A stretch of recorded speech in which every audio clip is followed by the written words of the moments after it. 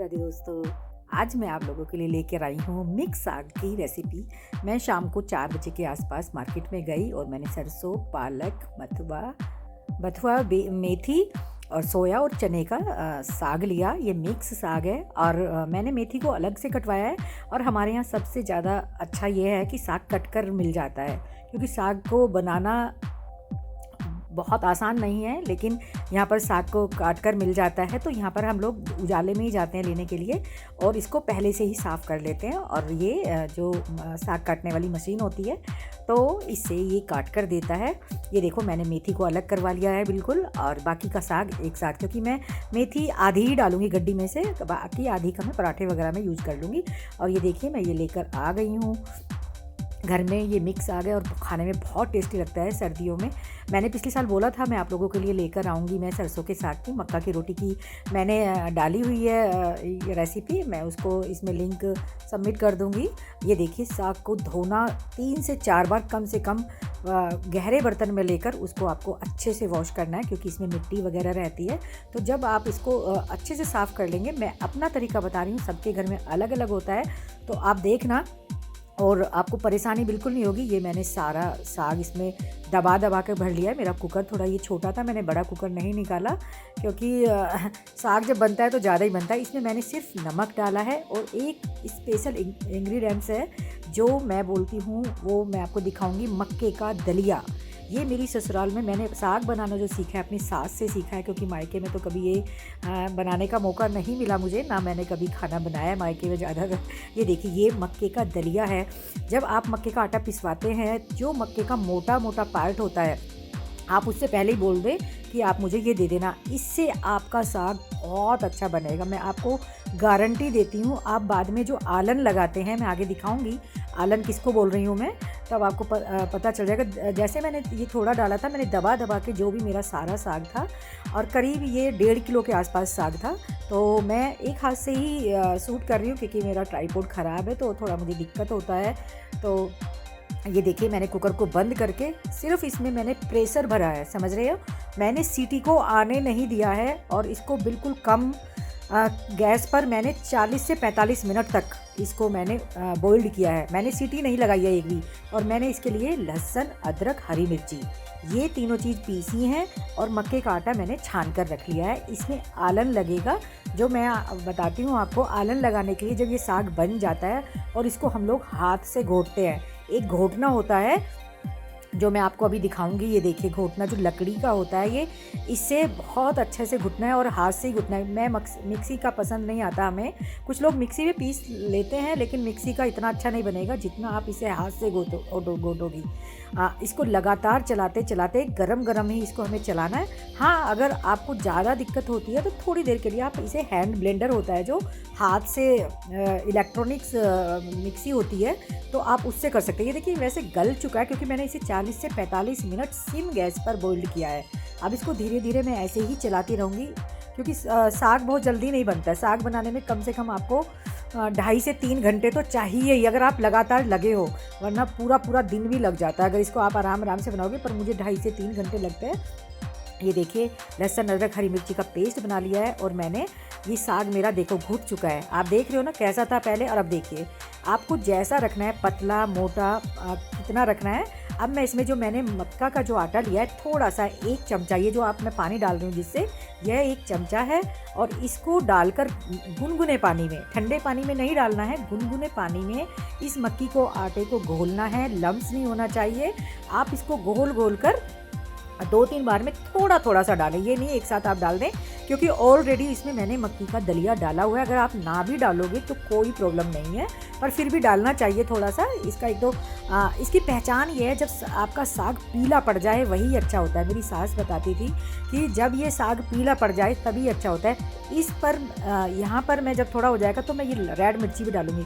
कुछ लोग रेड मिर्ची नहीं डालते, मैंने 8 से 10 हरी मिर्ची भी डाली हैं, क्योंकि काफ़ी साग है। ये देखिए, लहसुन, अदरक, हरी मिर्ची, इसमें मैं कोई तड़का नहीं लगाऊंगी, कुछ नहीं लगाने वाली, और ये खाने में इतना स्वाद लगता है। बस उंगली चाटते रह जाते हैं इसको। मेरे हस्बैंड को तो इतना पसंद है। अभी आपने हाल ही में देखा होगा इनका बर्थडे का व्लॉग, वहाँ पर भी इन्होंने बाहर में मक्का की रोटी लिया। और ये 1-2 दिन के लिए तो बनता नहीं है, जब बनता है तो 3-4 दिन के लिए बनाती हूँ, और छोंक कर तो और भी स्वाद लगता है। बस यहाँ पर ये बनने वाला है तो इसमें लहसुन, ये हींग डाल दिया है मैंने।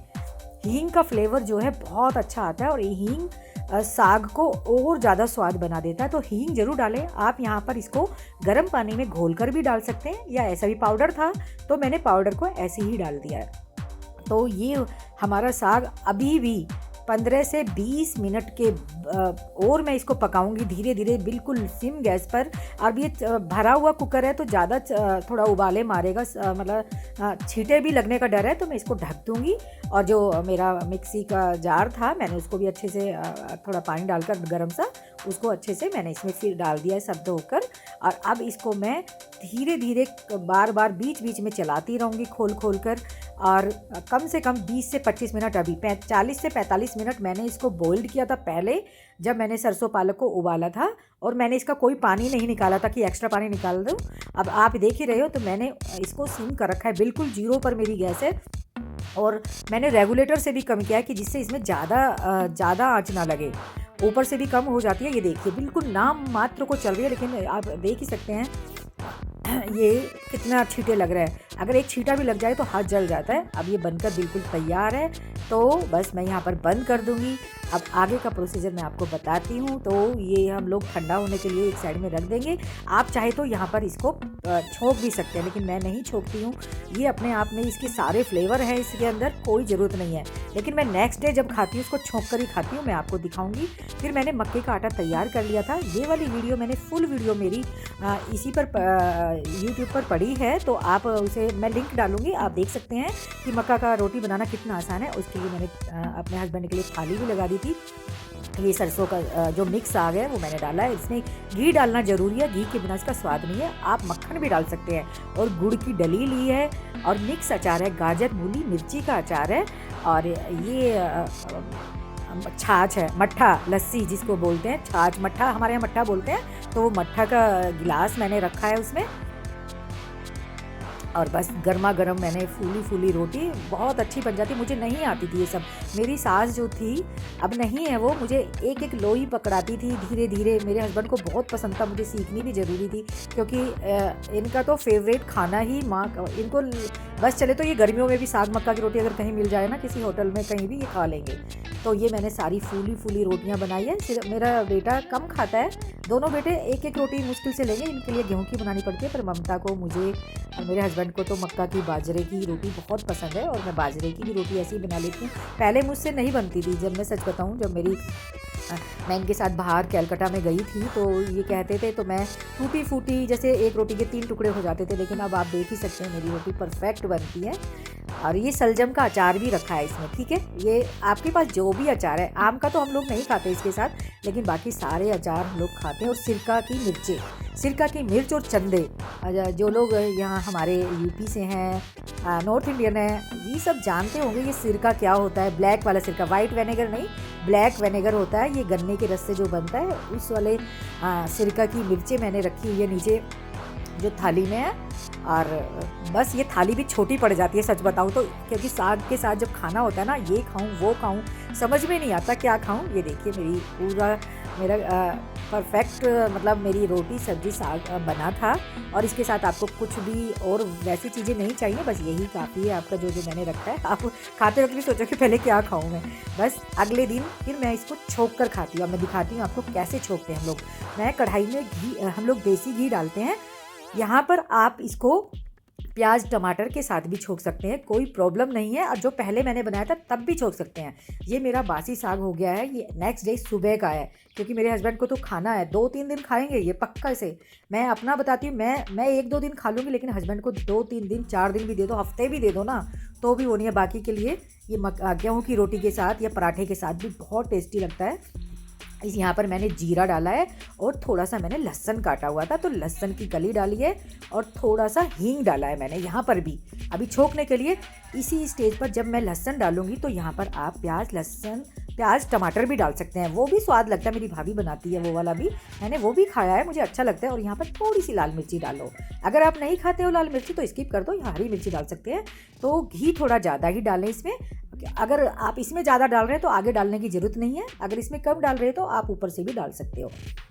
ये देखिए यहाँ पर ये साग बन गया है। और दूसरे दिन मैंने जो इसको बनाया है पराठे के साथ बनाया है, सुबह मॉर्निंग में ब्रेकफास्ट में। बेटे के लिए तो कुछ और सब्ज़ी बनाई थी, और ये देखिए पराठे बनाए थे गर्मा गर्म, बहुत टेस्टी लगते हैं। मतलब मैं आपको बता नहीं सकती, पराठे के साथ भी ये मिक्स साग जो है बहुत अच्छा लगता है। आपको अगर मेरी वीडियो पसंद आई तो लाइक कमेंट शेयर ज़रूर करना। अगर कुछ कमी भी रह गई है तो भी ज़रूर बताना कि आप लोग भी क्या ऐसे ही बनाते हैं ये साग को। हमारे यहाँ तो ऐसे ही बनता है, मेरी मम्मी के घर में भी, मेरी ससुराल में भी, और गाँव में तो हांडी में बनता है, चूल्हे पर बनता है। और वो बस आपको बता ही नहीं सकती, लाजवाब साग होता है। यहाँ पर आपको कोई गुड़ की ज़रूरत नहीं है, आप इसको चाय के साथ भी खा सकते हो, मट्ठे के साथ भी खा सकते हो, वो आपकी मर्ज़ी है। मैं चाय के साथ ही पसंद करती हूँ, नेक्स्ट डे बासी जो पराठे के साथ अगर खा रही हूँ। अगर मक्का की रोटी बाजरे के साथ है तो छाछ लेती हूँ, मट्ठा लेती हूँ मैं, दही भी ले सकते हैं। ये देखिए मेरी थाली तैयार है। और बस मुझे तो मतलब खाकर बस इतना आनंद आ गया कि मुझे कुछ भी पनीर वनीर बिल्कुल सब फीके हैं, इस साग के आगे ना सारी चीज़ें फीकी हैं। ये देखिए, आप मुझे कमेंट ज़रूर करना अगर, और मैं इसका जो मक्के की रोटी का है जो लिंक मैं आपको कमेंट वीडियो में डिस्क्रिप्शन में डाल दूँगी इसका लिंक। और आप बताना कैसी लगी। विदा लेती हूँ, bye bye, Radhe Radhe, thank you.